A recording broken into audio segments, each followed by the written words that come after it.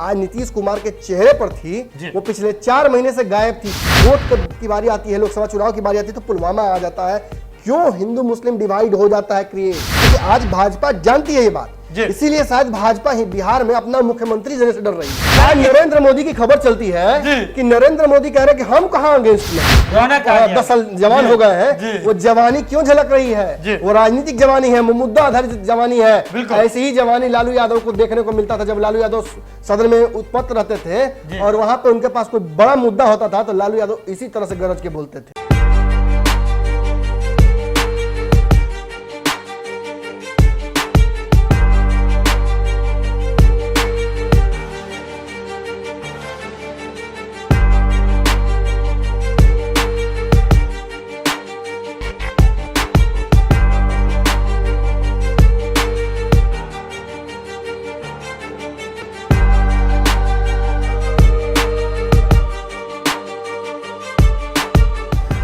खबरों का बाजार हमेशा गर्म रहता है। इन गर्म बाजारों से हमें मतलब नहीं है।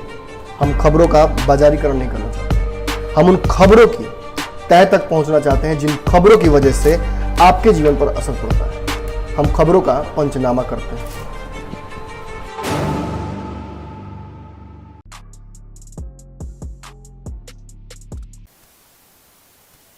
नमस्कार, बिहार के डिजिटल मीडिया का जनक भारत लाइव देख रहे हैं। भारत लाइव में पंचनामा देख रहे हैं। पंचनामा यानी कि ऐसा शो जहां होती है खबरों की चीरफाड़। हर रोज कोई ना कोई खबर हमारे स्टेशन पर होता है जिसकी चीरफाड़ करके उसके तह तक पहुंचते हैं हमारे संपादक डॉक्टर नमन मिश्रा जी, और वहां से पता चलती है आपको भीतर की बातें कि ये अगर डिजीज आने वाले समय में बनने वाला है तो किस माइक्रो ऑर्गेनिज्म के कारण, यानी कि अगर फॉरेन बॉडी भी कोई घुसा है। ये राजनीति की पंचनामा की होती है, किसी बॉडी के बारे में हम बात नहीं कर रहे हैं। तो देखिए, बिहार की राजनीति को समझना बेहद जरूरी है और इतना आसानी से समझ आ जाए ये बात भी जरूरी नहीं है। एक दूसरे के ध्रुव विरोधी तेजस्वी यादव, नीतीश कुमार जी किसी मुद्दे को लेकर के ही सही, लेकिन ऐसे मिलते हैं जैसे लगता है कि जन्मों जन्मों से साथी हैं। कोई गिला शिकवा है ही नहीं एक दूसरे से। बंद कमरे में भी बात होती है, 1.5 घंटे बात होती है, बाहर निकल के कहते हैं कि जातीय जनगणना पर वाले मसले पर हम लोगों की बातचीत हो रही है। क्या 1.5 घंटे में सिर्फ इतनी बात होती है? राजनीति को लेकर के कोई संभावनाएं नहीं है। अगर आप इन बातों को मान लेते हैं तो फिर बंद कर लीजिए, नहीं मानते हैं तो पंचनामा देखते रहिए। हो सकता है आज फिर आप खबर को फेक बताएंगे, कोई बात नहीं, कोइंसिडेंस नहीं होता है राजनीति में तो कोई कोइंसिडेंस नहीं। हो सकता है कि आज खबर को फेक बताएंगे, लेकिन कोई बात नहीं, 15 दिन बाद फिर इसी वीडियो को खोल के देखिएगा। अब चलते हैं सीधे मुद्दे पर। बात यह है कि अब मोदी जी पर ना तलवार लटक गई है और तलवार लटका दिया है बिहार से। ये तलवार बिहार में ही बना हुआ है, मेड इन बिहार तलवार है। और नीतीश कुमार तेजस्वी यादव की बात मान लिए हैं और मोदी पर तलवार लटकना शुरू हो गया है।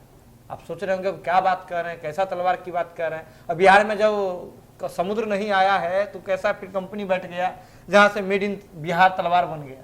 चलिए, तमाम मुद्दों पर चर्चा के लिए हमारे साथ हमारे संपादक डॉक्टर नमन मिश्रा जी मौजूद हैं। तो ये तलवार कहां से बन गया बिहार में? नहीं, सोनपुर में तलवार खूब बिकता है। आप जाइएगा ना सोनपुर मेला में, एक वो तलवार सब लोग अपने कंधा में खोस खोस के उधर से आते समय ले आता है। अच्छा, सब आता है चंडीगढ़ से। अच्छा, लेकिन बिहार में राजनीति में जो तलवार की बात आप कर रहे हैं ये नरेंद्र मोदी के ऊपर आज ही से नहीं लटका हुआ है। 2014 में जब नरेंद्र मोदी नाम का बवंडर पूरे बिहार, पूरे देश में जबरदस्त राजनीतिक तबाही मचा रहा था और कितनों को लील गया, कितनी की राजनीति समाप्त हो गई। आज तक राहुल गांधी अपनी राजनीति उबार नहीं पाए हैं।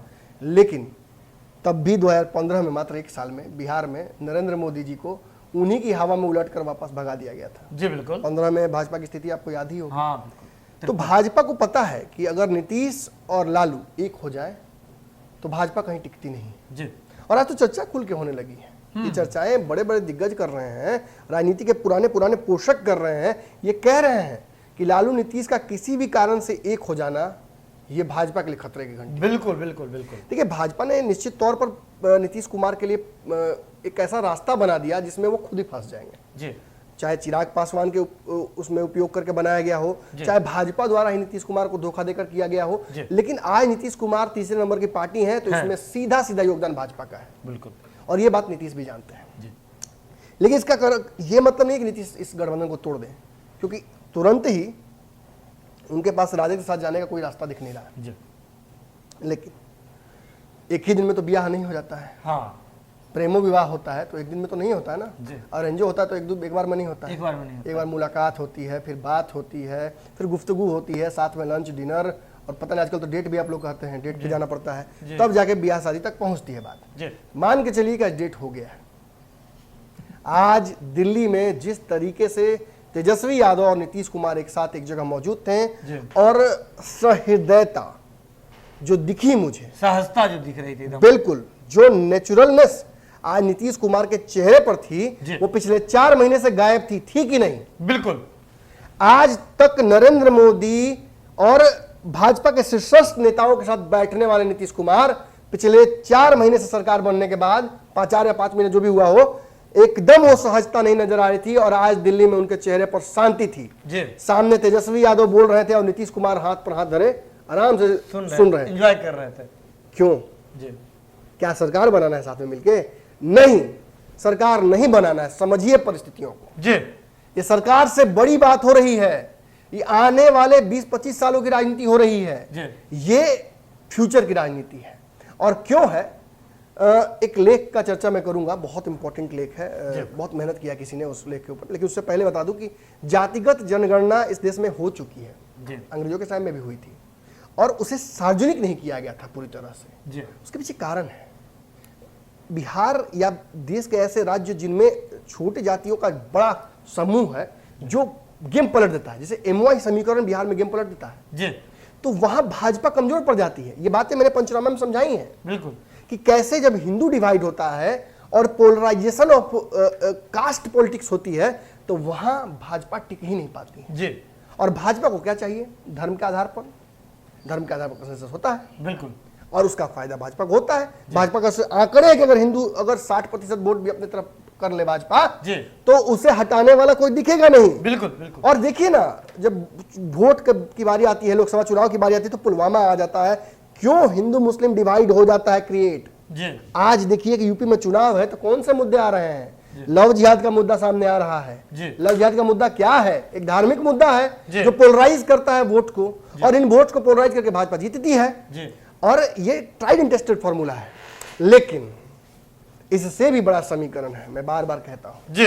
जब आप जातियों का ढेर इकट्ठा करते हैं और उसकी गठरी बांधते हैं तो अलग अलग गठरी बनने पर भी जब एक जगह एक तरह की गठरी होती है, यानी छाड़न एक तरफ, अनाज एक तरफ, तो अनाज वाला तरफ भारी होता है। बिल्कुल बिल्कुल।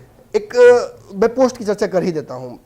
उदित आर्यन है, बिहार के एक युवा पत्रकार, मेरे छोटे भाई जैसे हैं। उन्होंने एक डिटेल कंपाइल किया। ये डेटा अलग अलग जगह उपलब्ध था, लेकिन उन्होंने मेहनत करके अपने फेसबुक पर ये डाटा इकट्ठा करके लगाया था। मैं उनका नाम इसलिए ले रहा हूं क्योंकि बहुत जरूरी है, क्योंकि जो नए पत्रकार हैं बिहार में, हम भी जब नए थे तो हमें कभी क्रेडिट मिला वाला नहीं है। हमारे खबरों को दूसरे ने अपने कई संपादकों ने अपने नाम से चेप दिया है और आज भी अनवरत चल रहा है, लेकिन ये काम हम नहीं करते हैं। उदित ने बहुत मेहनत किया है और उन्हें उदित ने जो लिखा है वो मैं उस पढ़ना चाहूंगा थोड़ा अक्षर सा। बिल्कुल बिल्कुल। 1881 में देश का पहला जनगणना और जातीय जनगणना एओ ने कराई थी। फिर 1881 से 1941 तक लगातार 7 बार जनगणना हुई। लेकिन 1941 में जनगणना कमिश्नर A.Y. येट्स ने जनगणना की रिपोर्ट पब्लिश नहीं की थी। समझिएगा, 81 में इसके से लेकर 41 तक हुआ था, लेकिन 41 का जो आंकड़ा है वो सार्वजनिक नहीं किया गया। इसीलिए 1931 के जातीय जनगणना के आंकड़े जो थे उनको 1951 तक यूज किया गया लगातार उसी तरह से। फिर 1951 से जो जनगणना हुई उसमें सिर्फ अनुसूचित जाति और जनजातियों की ही गणना हुई। 1951 में ओबीसी और सवर्ण की गिनती गायब रही, जो आज तक गायब है। यानी ये मामला 1951 से लगातार इस तरह से लंबित है। और 1931 में हुए जातिगत जनगणना के अनुसार अनुसूचित जाति अनुसूचित जनजाति की आबादी जोड़कर लगभग 19% थी। अब जरा समझिएगा, बहुत इंपॉर्टेंट है। ये आंकड़े हमारे पास थे। हम बार बार इन आंकड़ों का दावा जब करते थे तो हमारे पास कोई एक जगह कलेक्टिव आंकड़ा नहीं था, लेकिन इन्होंने कलेक्शन ऑफ आंकड़े लाके यहाँ रखे। ये जब ये रिप्रेजेंट करते हैं इस तरीके से तो समझ में आ जाता है सही से। यानी 1931 के आधार पर 19% ही मात्र जनगणना के आधार पर जाती है SC ST का था पूरा समूह। जब 2011 में इनकी गणना हुई तो यह बढ़कर 24% हो गई थी। यानी 19 से 24 में 5% का उछाल हुआ था। ये कब हुआ था? 1931 के बाद 2011 में, 11 इतने समय में ये 5% का उछाल इसमें सीधा दिख रहा है। अब 1931 में हुए जनगणना के अनुसार ओबीसी की सभी जातियों को जोड़कर उनकी कुल आबादी 52% थी। 52, अगर उसमें भी आप गठरी जो हम करते हैं एक तरफ करने का वो 52% था तब जी।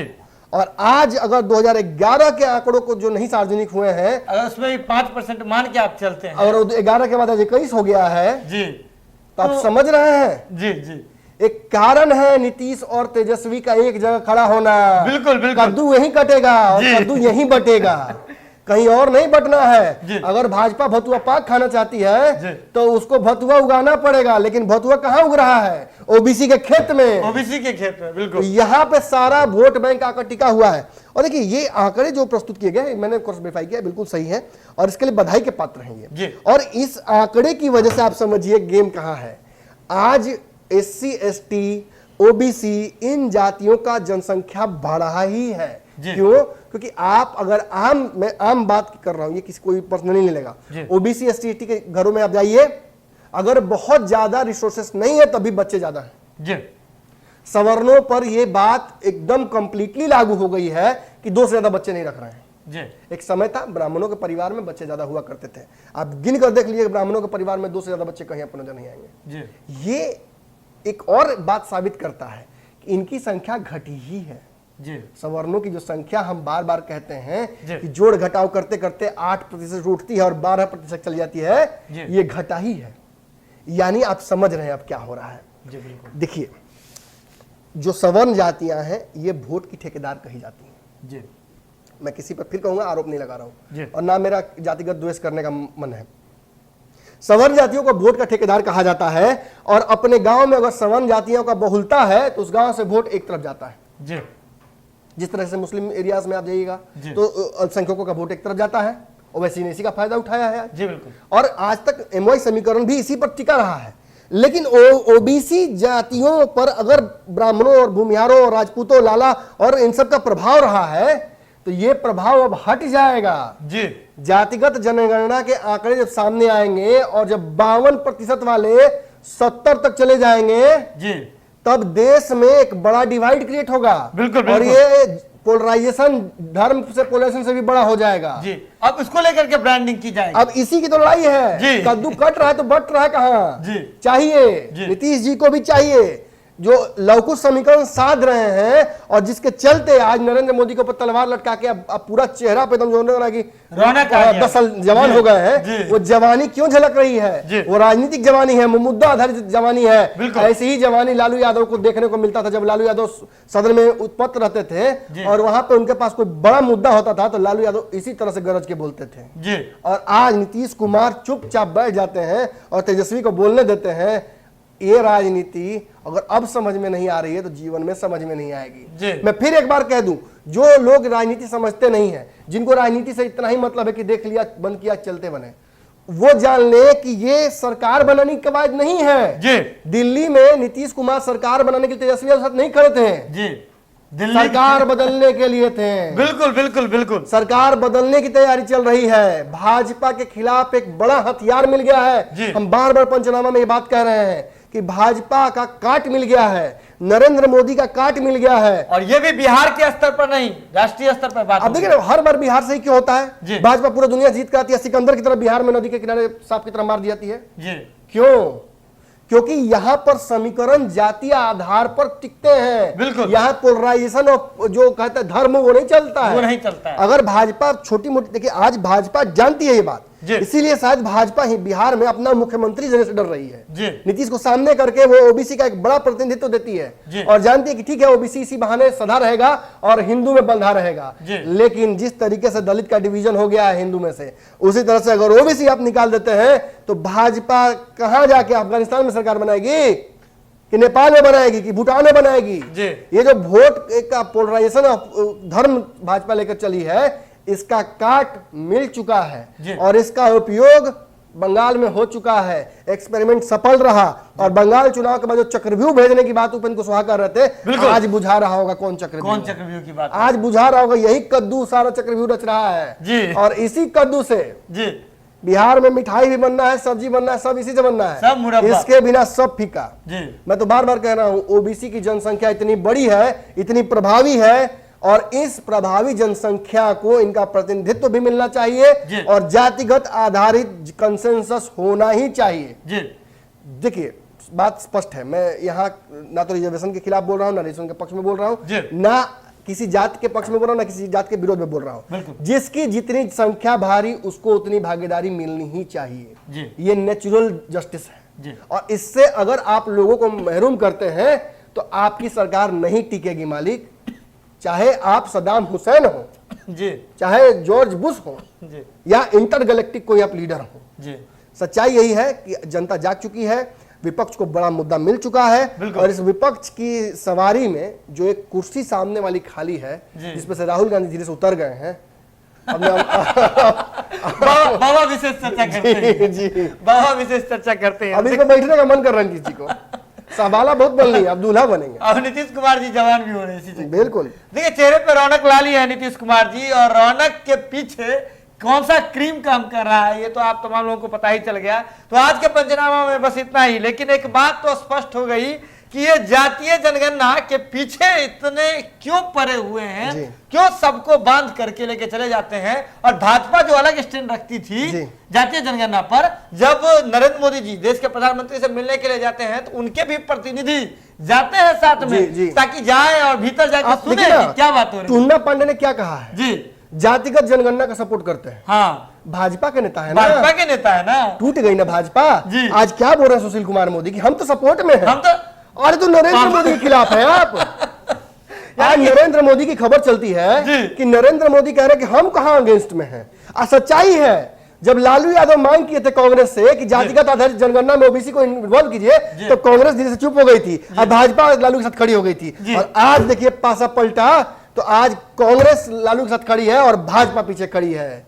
बात यही है, अब यानी कि सियासतदान किसी के नहीं है जी। लेकिन आज ओबीसी राजनीति को एक परवान मिला है। मैं बार बार कहता हूं कि इसके लिए नीतीश कुमार को धन्यवाद देना चाहिए। नीतीश कुमार इस देखिए लौकुश था, लौकुश बहुत मजबूत था जी। आज राजद में लौकुश की संख्या आप देख लीजिए विधायकों की, बिल्कुल आपको देखकर गर्व होगा जी। लेकिन नीतीश ने छुआ तो कुछ बात जरूर है तेरे छूने में, छूते ही लोहा से सोना हो गया। कुछ बात जरूर है तेरे छूने में। तो बस आज जो है, आज इस पंचनामा को यही समाप्त करते हैं। बातें बहुत सारी है, कहानियां बहुत सारी है, लेकिन इसके लिए जरूरी है कि एक ही दिन कहानी, अगर एक ही दिन सब खा लीजिएगा तो फिर रखिएगा कहाँ, एडजस्ट कहाँ कीजिएगा, फिर जाना पड़ेगा दवाई की दुकान पे। कोई बात नहीं, अब जुड़े रहे आप भारत लाइव के साथ। इस पंचनामा को देख लिए और सब कुछ बुझा गया, हाँ बुझा गया, तो वही शेयर का बटन है, अभी भी फ्री है, टैक्सलेस है, कोई कमीशन नहीं लगता है, कोई चार्ज नहीं कटता है। शेयर बटन दबाइए और दबा के शेयर कीजिए। बहुत बहुत धन्यवाद। अगर ये वीडियो पसंद आई और वह बिहार के राजनीति और बिहारियत से सरोकार रखेनी तो सब्सक्राइब बटन दबा के चैनल के सब्सक्राइब कर ली। ओजे एगो घंटी बा, ओकरा बटन दबा देला से कुल सटीक और मारक खबर रुआ मुफ्त में मिल जाई। अगर रुआ पत्रकारिता के हमनी के नया प्रयोग में सहयोग कर चाहतानी तो ज्वाइन बटन दबा दी। पेटीएम नंबर नोट कर ली 9386816700। धन्यवाद।